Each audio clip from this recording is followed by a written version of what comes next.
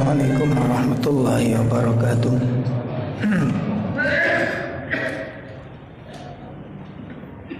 Alhamdulillahirabbil alamin. Alladzi arsala rasulahu bil huda wa dinil haqq liyudhhirahu 'ala ad-dini kulli wa kafa billahi shahida. Asyhadu an la ilaha illallah wahdahu la syarika lah wa asyhadu anna Muhammadan abduhu wa rasuluh. Ya ayyuhalladzina amanu taqullaha haqqa tuqatih wa la tamutunna illa wa antum muslimun. Ya ayyuhalladzina amanu taqullaha wa qulu qawlan sadida yuslih lakum a'malakum wa yaghfir lakum dhunubakum wa man yuti'illaha wa rasulahu faqad faza fawzan 'azima. I'lamu anna asdaqal hadits kitabullah wa khairal hadi hadi Muhammadin sallallahu alaihi wasallam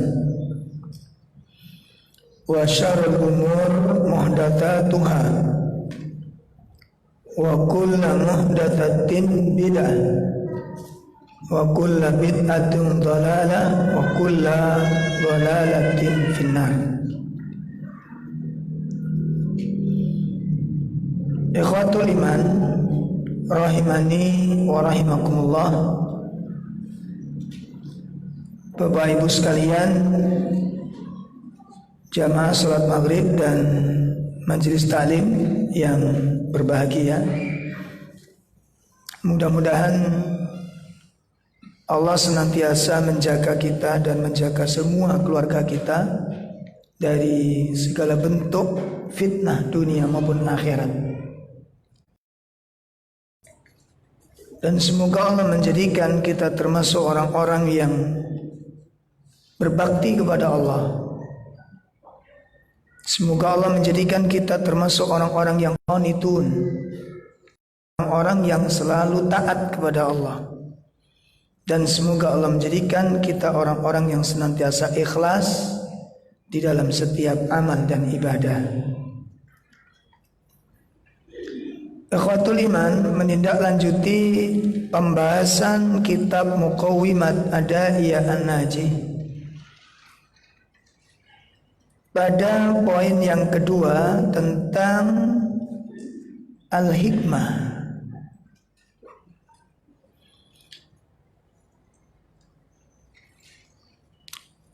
Hari ini kita akan membahas tentang wal hikmatu fi kitabillahi naw'ani. Hikmah, kata-kata al-hikmah di dalam kitab Allah itu terdapat ada dua macam. Ya, kata-kata al-hikmah di dalam kitab Allah itu ada dua macam. Yang pertama adalah mufradah, yang disebut secara sendirian. Jadi nanti ayat itu berdiri sendiri tentang al-hikmah. Yang kedua, wa makrunatun bil kitab. Yang kedua, berpasangan dengan Alkitab. Makanya ada ayat bil hikmah wal bil kitab wal hikmah. Itu nanti ada gandengan. Fal mufradatu, adapun kata-kata hikmah yang berdiri sendiri. Contoh pertama di dalam surat An-Nahl ayat 125. seperti dalam surat An-Nahl ayat 125. Surat 16.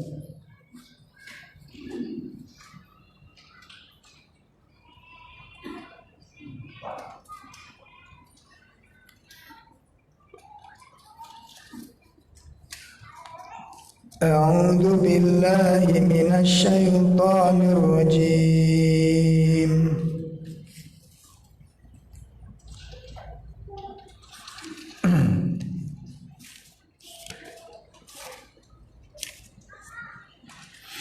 Ud'u ila sabili rabbika bil hikmati wal mau'izatil hasanah wajadilhum billati hiya ahsan inna rabbaka huwa a'lamu biman dhalla an sabilihi wa huwa a'lamu bil muhtadin.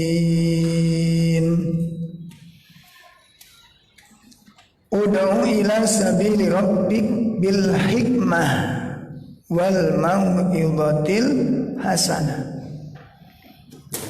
Ajaklah manusia itu kepada jalan Allah.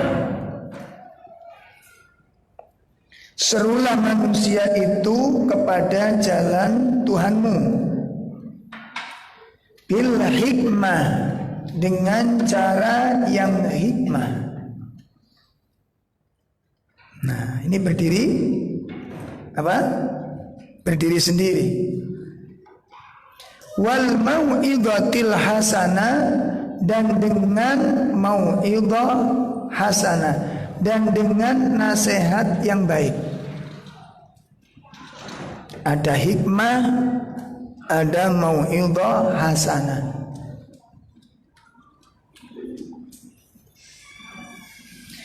Kemudian yang ketiga, wajadilhum billati hiya ahsan, dan bantahlah mereka itu dengan cara yang baik. Dan bantahlah mereka itu dengan cara yang baik. Inna rabbaka huwa a'lamu biman dhalla an sabili, dan Allah Subhanahu wa ta'ala lebih mengetahui ya orang-orang yang mendapatkan orang-orang yang tersesat dari jalan Allah, dan Allah lebih mengetahui tentang orang-orang yang mendapat petunjuk. Ada 3 perkara di situ, ada 3 hal. Yang pertama, Allah perintahkan kita di dalam mengajak, di dalam berdakwah kepada manusia itu ada 3 hal. Yang pertama, bil hikmah, dengan cara yang hikmah. Nah, ini yang sering kali disalahartikan banyak orang. Nanti dijelaskan pada poin-poin berikutnya nanti, Pak. Sebab kebanyakan orang itu mentafsirkan makna hikmah itu dengan billayin, dengan kalimat yang lemah lembut, bil hilm, dengan penuh kesantunan. Itu maknanya apa? Hikmah. Sekarang kalau Nabi menyuruh perang gitu, ini hikmah enggak ini? Hah? Perang itu santun enggak? Sembelih pelan-pelan ini belanya. Apa itu hikmah? Nah, sekarang diyakini aja dulu, ditanyakan secara global dulu. Nabi itu hikmah enggak? Itu aja dulu. Nanti kalau dipredeli satu-satu enak nanti. Kalau udah dijawab secara global, Nabi itu hikmah, maka marahnya Nabi itu hikmah, murkanya Nabi itu hikmah. Berarti makna hikmah itu tidak sebatas pada. Nabi pernah marah enggak? Sahabat ada enggak dimarahi oleh Nabi? dibentak, ada. Ditahdzir, dihajar, ada. Cuma ini nanti ada pembahasan yang spesifik. Kapan, kesalahan apa, sahabat yang mana, kondisinya apa, akibatnya bagaimana, itu dalam pertimbangan yang matang. Ya. Itu dengan pertimbangan yang akurat. Sehingga pertimbangannya itu tepat. Nah, seperti kalau sahabat diperlakukan oleh Nabi untuk tidak diajak bicara, ketemu gak boleh ngejak ngomong, ketemu ngambil jalan yang lain, gak boleh noleh. Hasilnya apa? Semakin kuat imannya. Nah, kalau antum digitukin ngapain? Hah? Hijrah. Antum digitukan gimana? Hijrah, pindah masjid, pindah majelis. Makanya ini perlu pembahasan secara rinci. Itu hikmah. Ya. Kemudian bil mau'izatil hasanah, dengan mau'izah hasanah, dengan nasihat yang baik. Apa mau'izah hasanah ini? Al-Quran. Karena Al-Quran itu merupakan nasihat yang paling baik. Perkataan yang paling baik itu adalah Al-Quran. Manusia diajak kepada Al-Quran. Ya, dinasihati untuk ittiba kepada Al-Quran, untuk kembali kepada Al-Quran. Bil mau'izah hasanah. Ya. Kemudian yang ketiga apa? Wajadilhum billati hiya ahsan, dan bantahlah mereka itu dengan cara yang baik. Antum bisa renungkan, ini dengan sesama kaum muslimin atau bukan? Wajadilhum ini kan? Hah? Dengan siapa ini? Dengan orang-orang kafir. Wajadilhum, bantah mereka itu. Siapa yang dimaksud? Al-Kufar. Ini bantahlah orang-orang kafir itu billati hiya ahsan, dengan cara yang lebih baik. Dan di situ ada nasihat yang besar bagi kita. Kalau berdiskusi, debat dengan orang kafir saja dengan cara yang baik, sekarang bagaimana ketika kita ada permasalahan dengan sesama kaum muslimin, terutama bersamaan dengan Ahlus Sunnah? Ya, coba. Sementara kita tahu kalau sama-sama Ahlus Sunnah itu kalau ada masalah itu tajam kita kalau ngomongin. Ya. Jadi kalau teman belum terkapar gitu nggak puas gitu. Dan kalimatnya ini masya Allah, ikhwah, masya Allah. Coba renungkan pakai ayat ini dulu. Wajadilhum billati hiya ahsan. Bantah orang kafir itu dengan cara yang lebih baik. Ini dengan orang kafir. Bagaimana ketika masalah itu dengan sesama kaum muslimin, bahkan sesama dengan ahli sunnah? Berarti apa? Harus bagaimana? Lebih ahsan. Nah, coba bisa nggak ini kita praktekkan nanti ketika ada perbedaan pendapat, ada permasalahan di lembaga, bisa nggak berdiskusi dengan cara yang ahsan? Ini petunjuk Al-Quran loh. Makanya kalau bantah-bantahan sampai permusuhan, wakilnya boikot-boikotan, itu metodenya siapa itu? Kita ngambil dari mana? Hah? Kita ngambil dari mana itu? Kok kita praktekkan tuh ngambilnya dari mana? Masya Allah. Ini loh, ternyata kita penggenggam sunnah pun belum bisa mengamalkan sunnah. Ya. Dan mengamalkan sunnah itu yang bagaimana? Amalan-amalan yang berkaitan dengan muamalah yang interaksi dengan sesama kaum muslimin ini. Ini penting soalnya.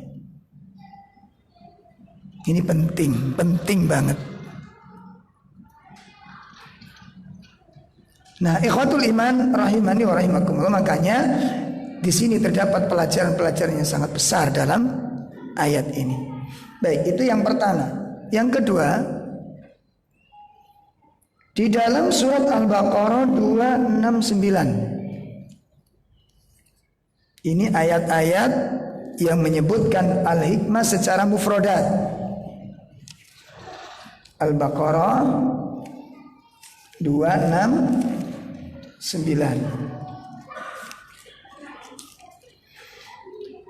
A'udzu billahi minasy syaithanir rajim. Yu'til hikmata man yasha' wa man yu'tal hikmata faqad utiya khairan katsira wa ma yadhakkaru illa ulul albab. Yu'til hikmata man yasha'. Allah berikan hikmah kepada siapa saja yang Allah kehendaki. Wa man yu'tal hikmah, barang siapa yang diberikan hikmah, faqad utiya khairan katsira, berarti sungguh dia telah diberikan oleh Allah khairan katsira, kebaikan yang sangat banyak. Nah, hikmah, ketepatan di dalam menempatkan sesuatu. Al-isabatu shawab fil aqwal wal afwal wal i'tiqad fi jami'il umur. Hikmah itu al-isabatu shawab, kesesuaian, ketepatan fil aqwal, perkataannya tepat, pas. Jadi kalau orang ibarat masak itu asinnya terus apa? Pedasnya terus apa? Pas. Itu hikmah. Pernah nggak kita ini gini? Ada problem tengkar, entah dengan teman, entah dengan istri, entah dengan siapapun. Seringkali kita temukan marahnya lebih besar daripada masalahnya. Ngerti nggak maksudnya ini? Marahnya lebih besar daripada kasusnya. Bisa dipahami ini? Dan itu seringkali terjadi demikian. Sampai mengerikan. Ini kemarin ada salah satu masjid ya, di panitia takmir ada perselisihan, wakilnya saking marah kesinggung. Nah kalau udah mulai kesinggung ini Pak, nanti ya ini kata-katanya lebih dasar daripada problemnya. Udah kesinggung ini ini ibarat kalau orang kebakaran itu gimana? Jadi kalau orang kesinggung itu, ini nggak peduli suami istri nanti, ini nggak peduli sama-sama sunnah sudah. Kalau udah kena marah kesinggung, ini biasanya kalimatnya, ucapannya itu lebih dasar dari persoalan yang semestinya. Makanya Imam Ibnu Qayyim menyebutkan tentang turuqus syaitan fi idlalin nas, tentang cara-cara dipakai oleh setan untuk menyesatkan manusia. Di situ disebutkan ada 10 pintu di sana. Pintu pertama apa? Al-ghadab, marah. Itu berarti kalau mau dari 10 itu dinilai, itu ranking tertingginya nilainya siapa? Itu yang paling banyak setan berhasil menyesatkan manusia itu, dari marah ini. Sekarang ahli sunnah ngaji bisa marah enggak? Antum bisa marah enggak? Enggak bisa. Oh, luar biasa antum. Atau tiap hari marah malah. Coba ayo kita pikirkan. Kita gairahkan pikiran kita ini. Kan kita selama mengenal sunnah ini, apa coba yang antum enggak kepingin syar'i? Coba apa? Ayo, dagang kepingin syar'inya kolakan anak? Syar'i sampai enggak selesai tinggalkan semua, betul apa enggak? Nah waktu marah mikir syar'i apa enggak ini? Halo. Nggak nyambung antum ini.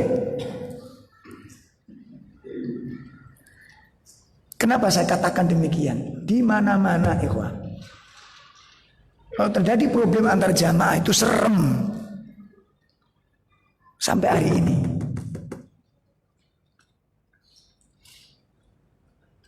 Ya, sampai hari ini. Sampai ada ikhwan kita itu disebut Dajjal, Masya Allah, Dajjal. Karena qadarullah, karena memang salah satu penglihatannya cacat, ya.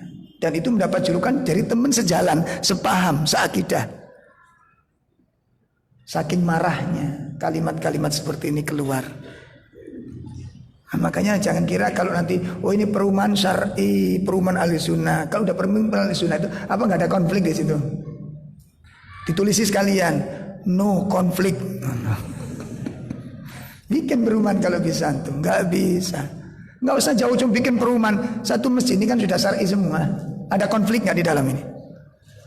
Bagaimana cara menyikapi konflik ini? Syar'i nggak? Itu masalahnya. Makanya kita kalau kita dagang syar'i ini, syar'i ini, syar'i. Sekarang ketika menghadapi konflik syar'i nggak kita pakai ini. Itu dikatakan hikmah. Ya, itu yang dikatakan hikmah.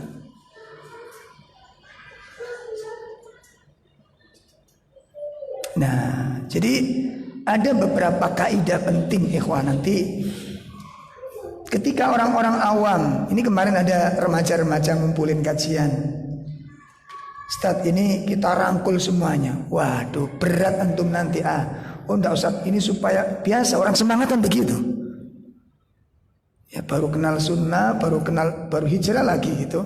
Jadi pokes ngono sih anget-anget ya, Pak. Wah, Masya Allah, dakwah ini Gusti kuat ya. Pertama ada 200 ustadz yang datang. Nggak kaget saya. Saya tuh kalau ngaji baru ngadakan banyak dulu, itu minder saya malah. Ujung-ujungnya kok melorot, Pak. Mending 2-3 orang dulu. Komitmen interaktif, interaksi. Ya, kemudian yang bagus, tertata, di manajemen gerak semuanya menjadi motorik itu bagus. Ya, terus pakainya macam-macam, ada yang pakaian kayak Hanan Ataki, ada yang siapa? Salim Banana, siapa kok Banana? Siapa itu? Wah, semangat meniru kayak saya lihat ini anak-anak semangat begini nih. Ini saya khawatir. Terus akhirnya baru 3 kali perjalanan ada konflik. Nah karena umum jadi macam-macam. Ada semongko wungkul masuk gitu kan. Tahu semongko wungkul ya? Ijo bunder. Ya masuk. Nah kepingin ngeser amal-amal ya, di situ perang terjadi. Lah masih awam digituin ya perang. Wah udah ini tuh bid'ah, langsung udah perang sudah. Dan masih awam dimasukin. Kemudian Ustaz ini rencana akhwat gabung. Wah musibah ini. Enggak nanti kata wah lah aku setahun nomrek aku. Dipikir aku langsung tua ngono gak biyen. Ya benar. Nanti gini loh, saya khawatir ini fitnah nanti. Ya nanti kalau akhwat bikin grup, akhwat ikut, nggak bisa, antum terus diem, mau antum ini, antum normal nggak? Kalau normal itu bahaya. Nek pondokan normal malah aman gitu. Nah ya di rumah sakit jiwa itu satu ruangan tuh ada sekitar 17 orang, telanjang semua, tapi gila semua, jadi aman gitu. Laki perempuan aman malahan, karena sama-sama gilanya. Paham ya? Dan akhirnya benar perang terjadi, konflik terjadi. Jadi sampai satu akhwat ditaksir 3 ikhwan. Makanya ini doa. Jadi yang dikatakan hikmah itu apa? Al-isabah, kesesuaian, as-shawab, ketepatan, fil aqwal, ucapan, wal af'al, perbuatan, wal i'tiqad, keyakinan, fi jami'il umur, dalam segala urusan, disesuaikan mensikapi masalah. Dan itu butuh pengkajian, analisis persoalan, pertimbangan. Makanya para dai itu analisisnya tajam. Gak anggar muni, gak anggar bunyi qala Allah qala Rasul, enggak. Ada analisis yang tajam. Makanya para ulama itu, nanti ada orang-orang yang melakukan pekerjaan-pekerjaan kesalahan berat, justru Nabi mensikapinya dengan sikap-sikap yang luar biasa. Antum lihat bagaimana Nabi SAW dalam menempatkan hukum, di dalam menghukumi. Jadi kadang-kadang nggak seimbang, seakan-akan nggak seimbang. Ini parah, Nabi membiarkan. Ini ringan, Nabi begitu berat. Kenapa? Lihat personnya dan lihat sebabnya. Paham ini? Melihat person, siapa pelakunya, dan melihat apa? Sebab terjadinya peristiwa itu. Ada 10 pelaku dosa. Dihukumi sama apa enggak ini?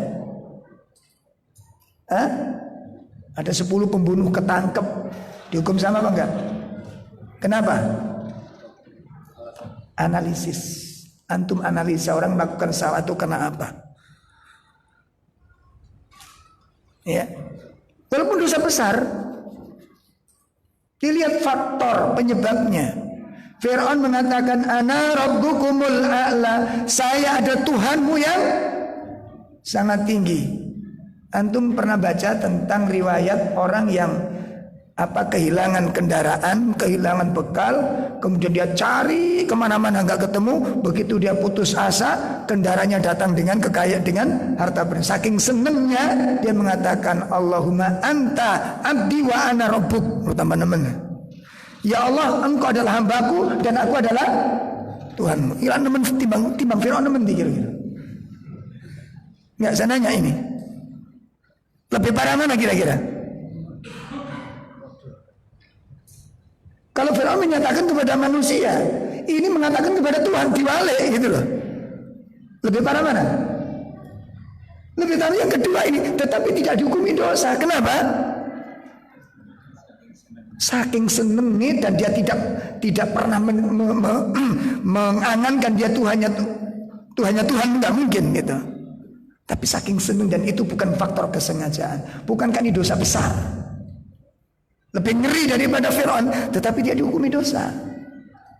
Faktor dilihat, itu hikmah. Nah, sehingga nanti kalau ada mungkin para suami menghukum istri, ya, salah sedikit ancam, salah lagi anak ta'adud. Awas. Kata suami istrinya nggak mau kalah, ta'adud ta'udud antum.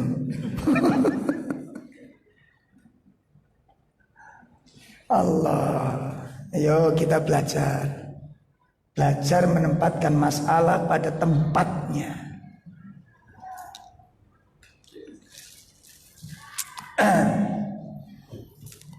Nah, oleh karenanya Allah Subhanahu wa taala menyatakan wa may yu'til hikmata faqad utiya khairan katsira. Barang siapa yang diberikan hikmah, berarti dia diberikan kebaikan yang sangat banyak. Kenapa? Itu bagian daripada nikmat yang Allah berikan kepada Nabi alaihi salatu wassalam. Anugerah yang Allah karuniakan kepada Nabi alaihi salatu wassalam. Hikmah, nikmat kenabian. Ya Allah, ini. Kemudian dalil yang ketiga, di dalam surat Luqman surat 31 ayat 12.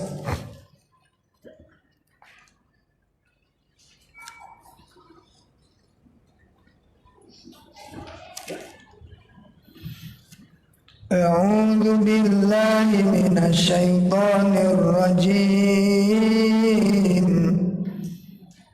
Walaqad atayna Luqmanal hikmata an ishkur lillah wa man yashkur fa innama yashkuru li nafsihi wa man kafara fa innallaha ghaniyyun hamid.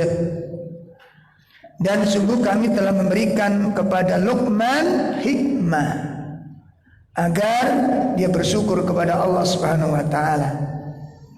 Wa may yashkur fa innama yashkuru li nafsi. Barang siapa yang bersyukur, maka syukurnya itu adalah untuk dirinya sendiri. Wa man kafara, dan barang siapa yang kufur kepada Allah, fa innallaha ghaniyyun hamid.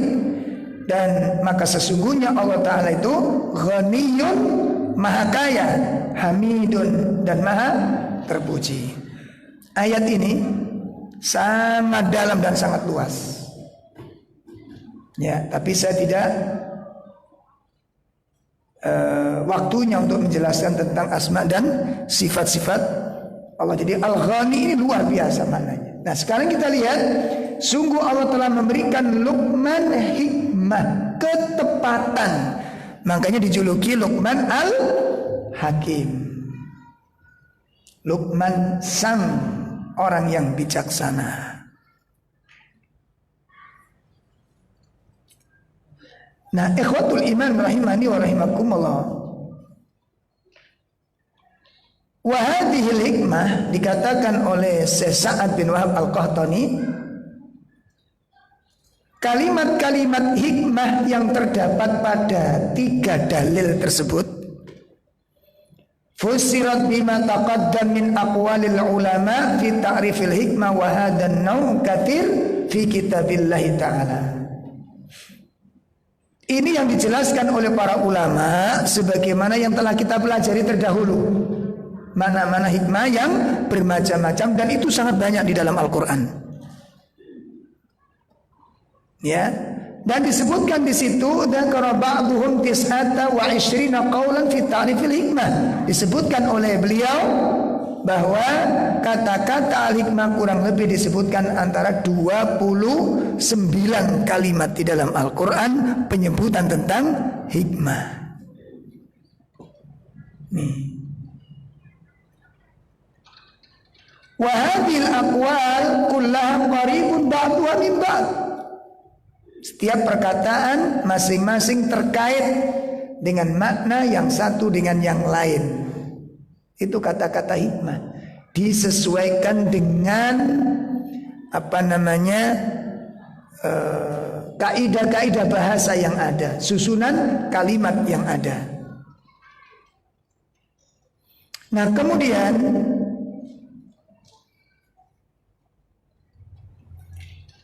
adapun orang-orang yang berangan-angan, ya, wa inda ta'amul wan nazar najidu anna at-ta'rifus syamil alladhi yajma'u wa yadham jami' hadzal aqwal fi ta'rifil hikmah.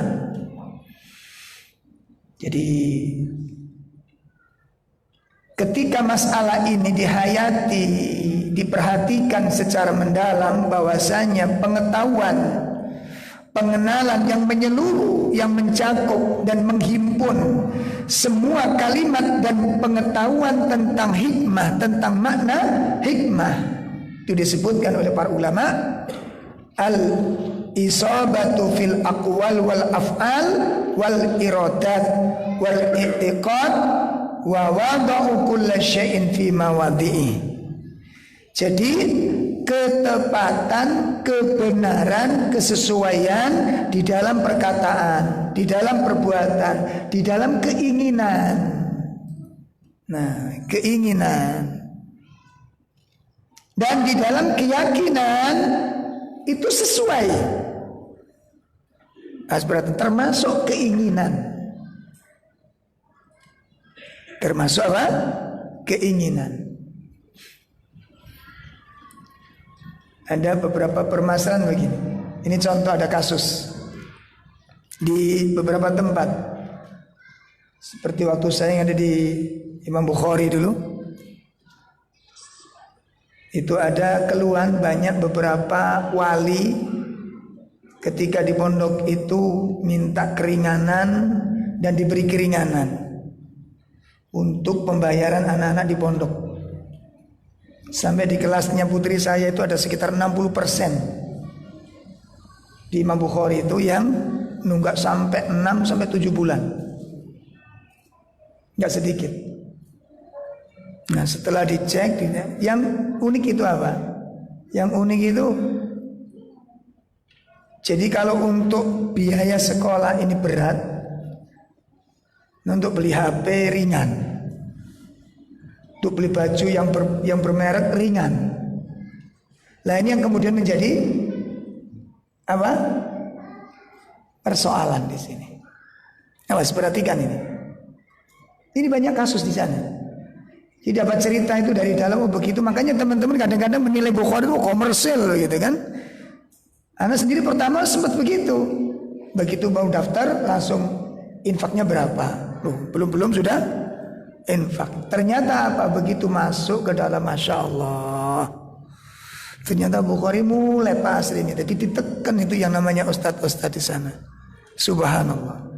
Dan jatah anak makan, minum, buah-buahan tetap berjalan. Sampai ada putri-putri kami pun jatah sangunya 2.000 gitu ya, dipotong 1.000, diberikan kepada anak-anak yang gak mendapatkan jatah dari orang tuanya. Loh, sampai seperti itu. Cuma permasalahan orang tuanya ini gak genah gitu. Ngerti gak genah tuh? Ngerti gak genah? Bayar gak iso andok bakso mbebing pindung lah gak genah itu. Loh, itu ada begitu, itu ada begitu itu. Atau kalau begitu beli apa para bola di rumah. Ini yang dipentingkan mana ini? Makanya di Al-Furqan tegesi. Begitu sudah dikasih keringanan, dipanggil nggak datang, pulangkan anaknya. Ini nggak niat bimbing anak ini namanya. Jelas ini? Makanya tolong teman-teman dalam bidang kayak gini. Maka apalagi kayak seperti sekolahan kita ini, kan income-nya sangat kecil. Nah sekarang begini, yang kita inginkan pelajaran anak kita itu yang mantep atau yang setengah mantep? Hasilnya itu loh, kemampu, pemateng, loh, masa pohon lah. Atau yang gimana? Kita inginkan anak-anak kita jadinya kayak apa gitu loh? Separuh jadi, setengah sunnah, setengah bid'ah gitu atau gimana? Atau yang mantep gitu? Yang mantap berarti konsekuensinya siapa ini? Pengajar. Oke bang enggak? Benar bang enggak? Nah yang ngajar itu makan apa enggak? Punya istri? Punya anak? Pokoknya nanti bulan depan, tahun depan suruh yang bujang semua aja. Pokoknya nikah keluarkan dari pondok. Ustadz nikah keluar. Pokoknya yang bujang-bujang. Jadi gak mikir bayar larang-larang. Ngerti maksud arah pembicaraan ini? Kita mantap, ustadz kudu mantap. Lah ini dana dari mana? Ustadz ini dari mana? Makanya sampai dewangi dodol bubur itu. Nanti akhirnya kurang serius. Ustadz kok ngulangi gimana kok dodol bubur begini kan? Kita ini mikir ikhwah. Apa enggak dolim kira-kira itu? Kita enggak membayar tapi tuku HP merek ini, tuku rok model apa itu? Ibu-ibu itu rok balik soalnya.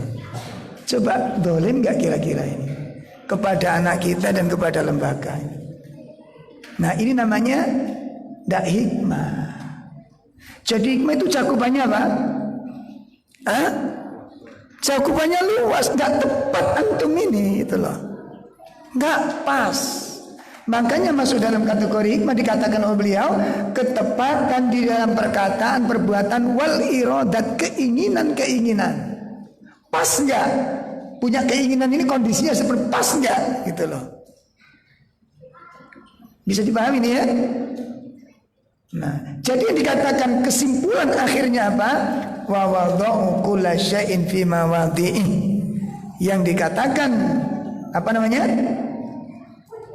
Ya, hikmah itu adalah menempatkan segala sesuatu pada tempat yang tepat. Itu namanya hikmah. Amal hikmatu makrunatu bil kitab. Sekarang yang kedua, adapun hikmah yang berpasangan dengan Alkitab. Jadi ada tulisan hikmah, ada kitab, ada hikmah, jajar di sini.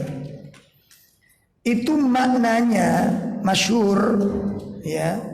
Yang sudah masyhur itu maknanya adalah sunnah.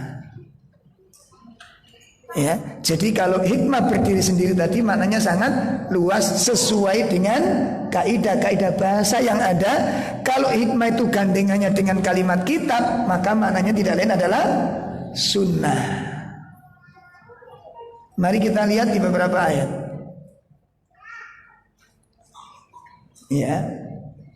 Min aqwalin Nabi sallallahu alaihi wasallam. Jadi termasuk dikatakan sunnah di sini itu adalah ucapan Nabi.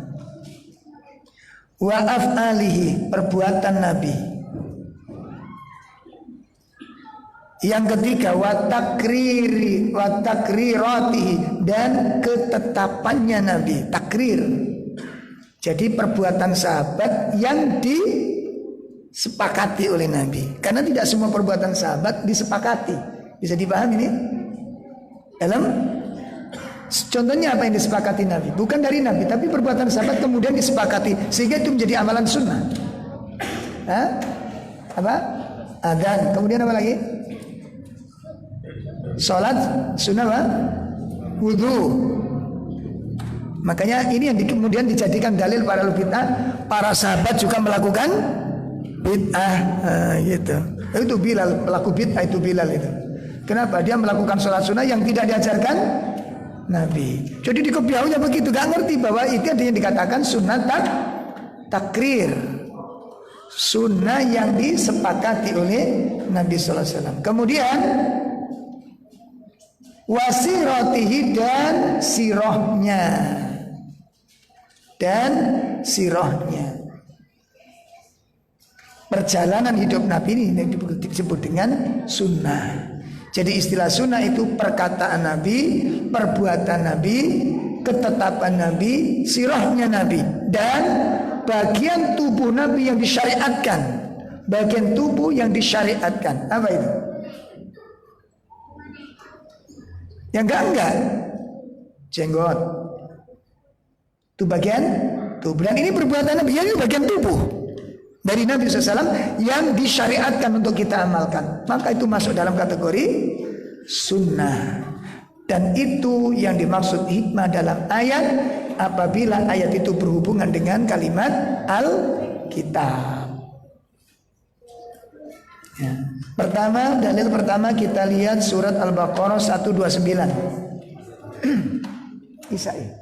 Oh ya, silakan kita isya dulu. Nanti kita lanjutkan setelah adzan isya. Silakan.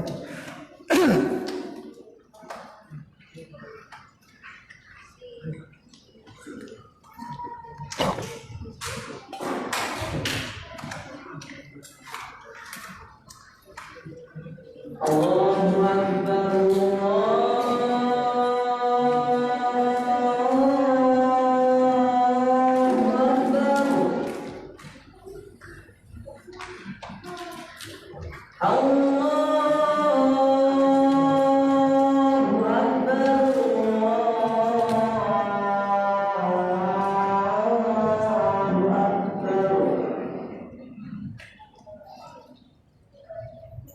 Ashhadu an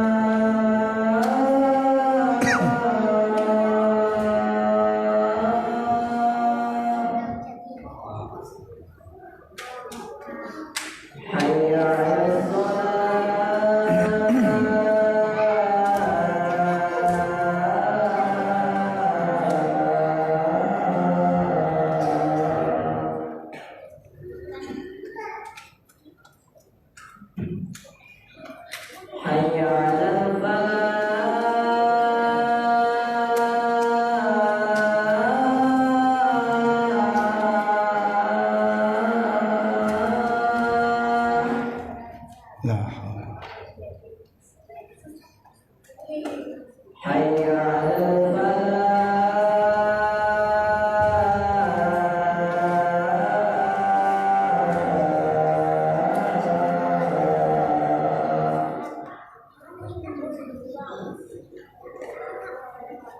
الله أكبر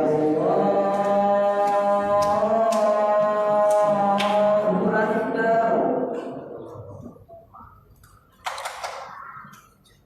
لا إله إلا الله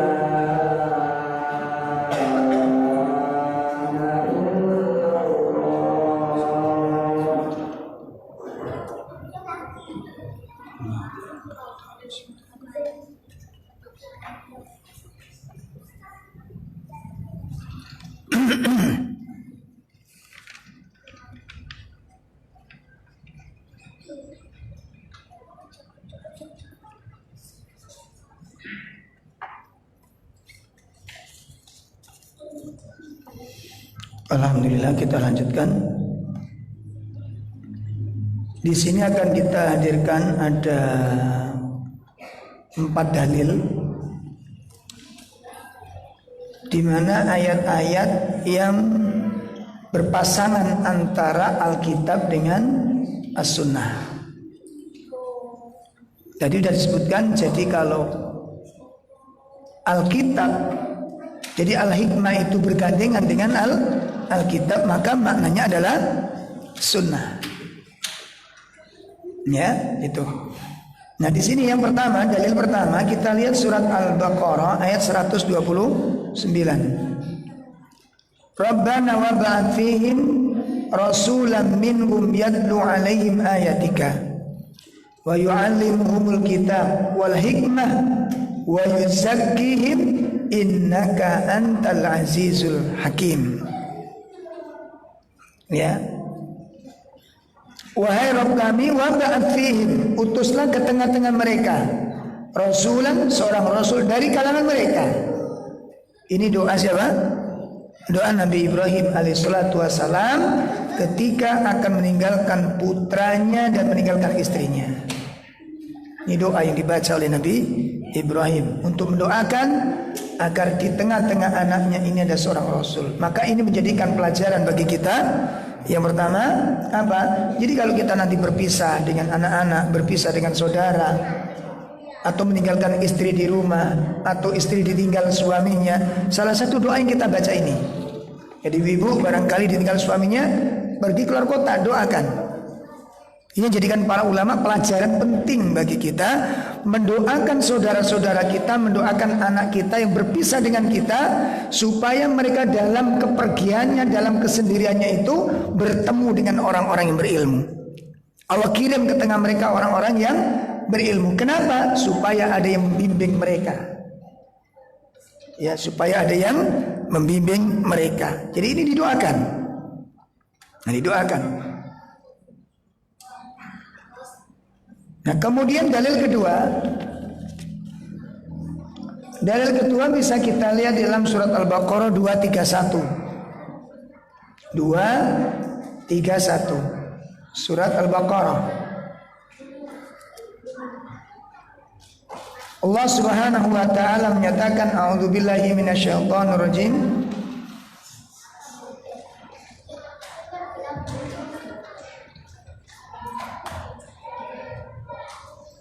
Itu di pertengahan ayat, dari surat Al-Baqarah ayat 231 tersebut ada kalimat wadhkuru nikmatallahi alaikum wa ma anzala alaikum minal kitabi wal hikmah. Allah pasangkan kalimat Alkitab dengan kalimat Al-Hikmah. Kemudian dalil yang ketiga, surat Al-Imran ayat 164.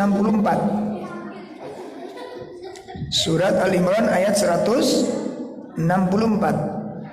Allah Subhanahu wa taala berfirman, a'udzubillahi minasyaitonir rajim.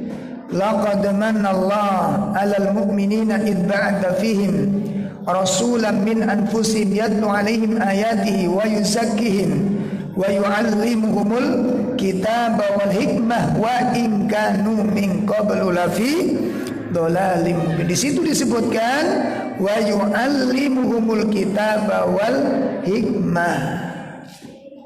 Allah gandingkan antara kitab dengan al-hikmah. Yang terakhir kita lihat di dalam surat Al-Jum'ah ayat yang kedua. Surat Al-Jum'ah surat 62 ayat 2. Walladzi ba'atsa fil ummiyina rasulan minhum yatlu 'alaihim ayatihi wa yuzakkihim wa yu'allimuhumul kitaba wal hikmah. Ini ikhwatul iman rahimani wa rahimakumullah tentang dua macam hikmah yang ada di dalam Al-Quran. Jadi yang pertama hikmah yang berdiri sendiri, yang kedua hikmah yang bergandengan dengan Al-Kitab. Jadi kalau makna al-hikmah yang berdiri sendiri maknanya sangat luas sesuai dengan kaidah-kaidah perkataan dan syekhul kalamnya, susunan bahasanya. Sedangkan hikmah apabila bergandengan dengan Alkitab, maka makna al-hikmah itu adalah as-sunnah. Ini yang bisa saya sampaikan dalam kajian kita malam ini. Untuk bulan depan kita akan membahas tentang pembahasan yang kedua, yaitu ahamiyatul hikmah, tentang pentingnya hikmah. Ini sangat bagus sekali untuk kita pelajari, karena sangat banyak sekali pelajaran-pelajaran dan nasihat-nasihat yang sangat kita butuhkan untuk mensikapi dan menyelesaikan urusan-urusan kita dan mensikapi segala problematika dalam kehidupan kita sehari-hari. Mudah-mudahan Allah berikan kepada kita kesempatan yang baik, dan mudah-mudahan usia yang masih tersisa ini mudah-mudahan menjadi umur yang diberkahi oleh Allah Subhanahu wa taala. Sallallahu ala nabiyyina Muhammad. Subhanakallahumma bihamdika asyhadu an la ilaha illa anta astaghfiruka wa atubu ilaik. Assalamualaikum warahmatullahi wabarakatuh.